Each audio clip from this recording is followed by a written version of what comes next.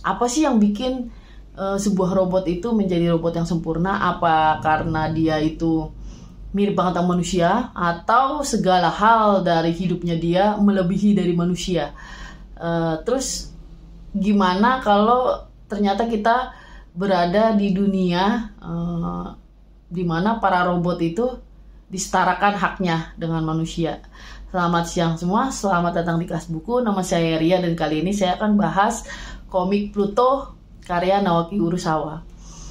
Jadi Naoki Urasawa itu salah satu penulis komik favorit saya ya. Saya pertama kenal itu karyanya Master Keaton. Itu saya masih SD saat pertama kali saya baca.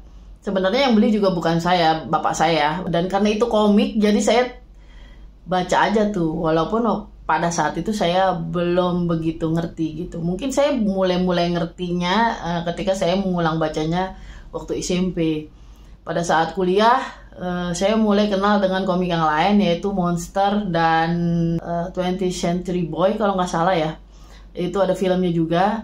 Nah, ada satu komik Naoki Urasawa yang belum pernah saya baca, yaitu Pluto. Komik itu menceritakan ulang Astro Boy atau Atom Boy. 8 buku yang saya pikir ini gampang, saya bisa selesaikan dalam beberapa hari gitu. Saya sudah prediksi bahwa Naoki Urasawa ini nggak segampang itu baca karyanya, tapi saya bisa lah menyelesaikan 1 minggu. Ternyata saya membutuhkan waktu 2 minggu untuk baca 8 buku komik tersebut. Ceritanya dari awal memang udah megang saya ya. Jadi ceritanya di situ pertama awalnya adegannya adalah kebakaran hutan, kemudian salah satu robot Mount Blanc. Robot Mount Blanc ini adalah robot penjaga hutan di Swiss. Dia sangat dicintai oleh masyarakat dunia gitu. Bukan cuma masyarakat sekitar, tapi masyarakat dunia. Hutannya sendiri kebakaran, kemudian robotnya ditemukan terpotong-potong gitu. Selain itu ada juga anggota perlindungan robot, hukum robot itu meninggal juga. Nah, yang ini manusia gitu. Dan dua-duanya ditemukan dengan ciri yang sama, yaitu semacam dikasih tanduk gitu kan. Nah, seorang polisi bernama Gesik itu kemudian ditugaskan untuk menyelidiki masalah itu gitu. Dan yang saya kagetnya adalah ternyata Gesik ini adalah seorang robot gitu. Karena dia tuh punya istri gitu. Awalnya diceritakan dia di rumah punya istri, ngobrol sama istrinya, dia tuh terlalu sibuk. Ya kayak bapak-bapak di cerita-cerita film-film di Jepang yang selalu sibuk, istrinya ngurus rumah, terus kemudian Gesik bilang, nanti kita jalan-jalan gitu. Istrinya senang, terus dia pergilah ke urusannya dia, pekerjaannya dia. Ternyata selanjutnya kita diberitahu bahwa Gesik itu adalah sebuah robot.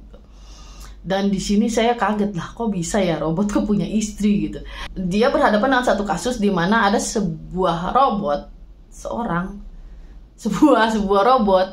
robotnya robot polisi itu hancur, dalam keadaan hancur. Kemudian Gesik memberitahu istri robot itu yang ternyata robot juga gitu. Dan di situ si robot itu semacam punya perasaan gitu ketika dikatakan suaminya meninggal gitu. Terus dia bilang bahwa saya dulunya kerja di sebuah rumah gitu. Dia robot pelayan yang istrinya ini. Terus si anak yang pemilik rumah itu punya hewan peliharaan, dan hewan peliharaan ini mati. Terus anak itu nangis berhari-hari gitu karena hewan peliharaannya itu gitu. Terus dia bilang, sekarang saya ngerti gitu kenapa anak itu nangis berhari-hari. Robot bisa merasakan sedih, dia bisa punya istri, dia bisa punya pekerjaan, dan bahkan ternyata di dunia si Pluto ini, robot itu satu ya udah sangat canggih sehingga banyak robot yang tidak bisa kita bedakan, kecuali kalau dia bahkan si robotnya itu yang ngomong gitu bahwa dia itu ternyata dia tuh bukan manusia gitu. Misalnya kayak Gesik kan, sebelum dia ngeluarin tangannya yang berubah jadi senjata, kita nggak tahu kalau dia itu robot gitu. Atau si Atom. Nah, Atom ini adalah nama Jepangnya ya dari si Astro Boy gitu. Si Atom ini bentuknya benar-benar udah manusia banget. Nggak kayak di film kartun Astro Boy kan dia seperti itu, masih kelihatan robot. Kok ini nggak manusia banget. Dan di situ dia punya teman robot juga, cewek. ada satu cerita di mana dia keluar dari satu gedung gitu, dan di situ tuh pintu keluarnya ada dua, jadi ada pintu keluar manusia, ada pintu keluar robot. Terus kemudian satpam di situ bilang, nah kamu di sini gitu, ke manusia. Terus kemudian Astro Boy bilang, oh enggak, kita lewat sini yang pintu robot. Dan orang-orang bilang, wah kita benar-benar gak bisa bedain gitu. Penyelidikan Gesicht tuh membawa kayak dia tuh ada suatu kesimpulan bahwa ternyata ini pembunuhan ini bukan hanya sekali, ini adalah pembunuhan berantai. Yang ditargetkan adalah para robot, the greatest robot on earth gitu, ada 7, dan orang-orang yang ada di badan perlindungan robot tersebut. Jadi dalam cerita ini, di dunia ini, robot sama manusia ini dia udah benar-benar mirip dengan manusia. Walaupun robot itu tentu saja agak ada yang berbedanya, tapi bisa dibilang hak-haknya robot ini sudah disamakan dengan manusia gitu. 7 robot terkuat di dunia, yang pertama Mont Blanc itu, yang kemudian mati duluan yang pertama. Terus kemudian ada North 2, itu dia robot yang tadinya adalah robot perang gitu. Terus ada juga Epsilon, dia robotnya mirip kayak perempuan, dia pecinta damai, dia punya semacam panti asuhan, dia punya banyak anak-anak. Saya juga nggak ngerti itu anaknya robot atau manusia, tapi kayaknya sih banyakan manusianya. Kemudian kebanyakan robot-robot ini adalah robot-robot yang dulu pernah terlibat di satu kejadian gitu. Jadi zaman dulu tuh pernah ada satu negara ini tuh disinyalir punya senjata pemusnah massal. Kemudian ketika didatengin lah sama tentara-tentara yang lain, ternyata dia yang di sana tuh cuma ada robot-robot yang udah hancur aja gitu, nggak ada apa-apa, tapi tetap aja di situ terjadi perang, dan sehingga banyak sekali orang yang mati dan robot-robot yang mati gitu.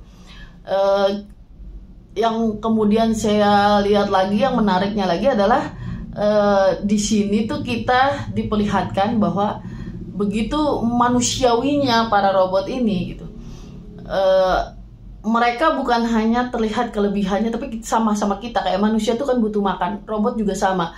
Selama ini kalau saya nonton film tentang robot itu kayak hidup selamanya, dia nggak makan, dia selalu kuat dan segala macam. Kan kenyataannya nggak kayak begitu. Robot tuh sama aja kayak mesin. Kita punya motor, kita punya mobil, kita harus ganti aki, kita ganti oli, terus ada perawatan, suku cadang, dan yang lain-lain sebagainya gitu. Terus kita juga butuh bensin, dan robot-robot ini juga sama gitu. Mereka juga ya butuh perawatan, ada suku cadang, mereka kadang rusak juga gitu.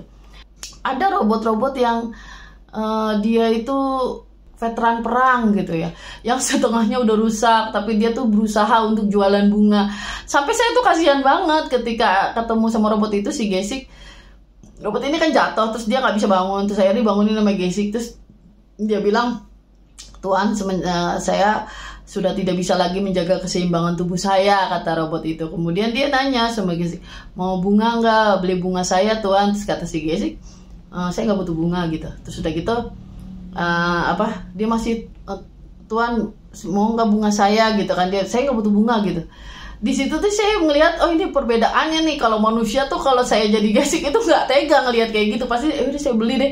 Tapi Gesicht dengan saya nggak butuh bunga, ngapain gitu. Sampai segitunya robot itu tetap dalam tanda kutip mencari nafkah ya buat kehidupannya dia sendiri gitu. Kembali ke pembunuhan robot ini, pembunuhan ini terlalu bersih gitu untuk manusia yang melakukan gitu. Karena kalau manusia yang melakukan pembunuhan ini, dia pasti meninggalkan jejak-jejak gitu.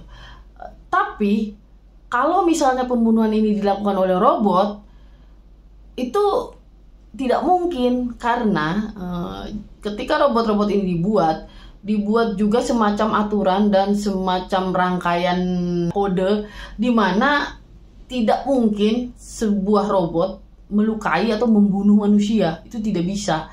Walaupun misalnya robot ini polisi kerjanya, atau robot ini tentara, dia hanya bisa menyetrum gitu misalnya, tapi tidak bisa membunuh gitu.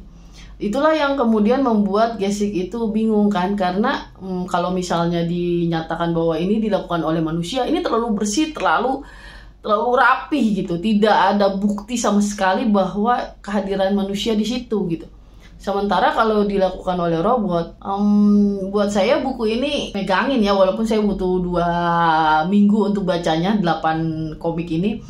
Tapi ya karena saya juga sibuk, dan buku ini juga saya nggak mau baca cepet-cepet ya, karena saya nggak bisa menikmatinya. Saya pengen menikmati, jadi saya bacanya juga pelan-pelan. Begitu buku ke-8 gitu, yang pengungkapannya itu agak terlalu gampang gitu untuk gimana ya, tebakan pertama saya udah langsung kena bahwa ternyata memang begitu gitu. Ternyata itulah caranya, itulah penyelesaiannya dari permasalahan yang ditanyakan oleh Gesick itu gitu. Tapi secara umum membaca bukunya itu mengasihkan banget gitu. Yang menarik lagi adalah memang ini adaptasi lebih modern dari Astro Boy, dari buku ke-13 Astro Boy gitu. Cuma saya sendiri belum baca bukunya gitu.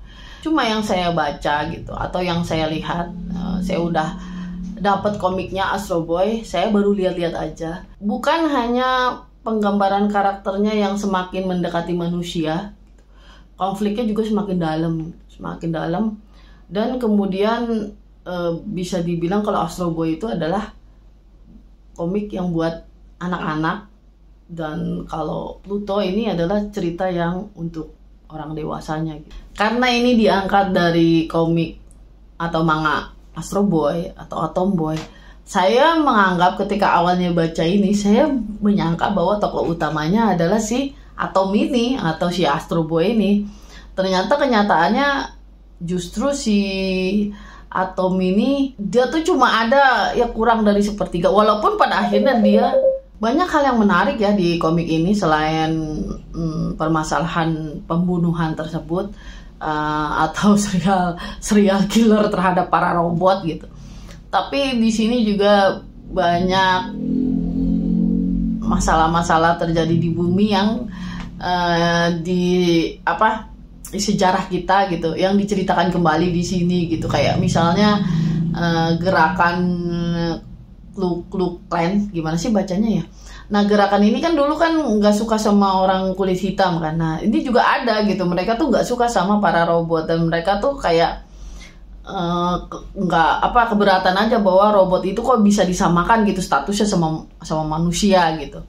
Terus ada gerakan yang pembela hak-hak robot lah. Terus selain misalnya kayak perang itu yang mirip sekali dengan perang Irak, invasi Amerika terhadap Irak gitu. Kemudian ada tokoh yang pengen memurnikan keturunan lah, dan sama dengan karya-karya Naoki Urasawa yang lain ya. Komik ini tidak mudah untuk dibaca gitu. Tapi ini salah satu komik yang megangin gitu, kita pengen baca selanjutnya baca lagi gitu. Bahkan monster aja saya nggak sampai kayak gitu, walaupun monster kan lebih banyak episodenya, ini cuma ada 6 jilid aja gitu. Oke, sampai di sini pembahasan kali ini. Kalau ada yang salah, ada yang perlu diperdebatkan, silahkan tulis aja di kolom komentar di bawah ya. Akhir kalam, assalamualaikum warahmatullahi wabarakatuh.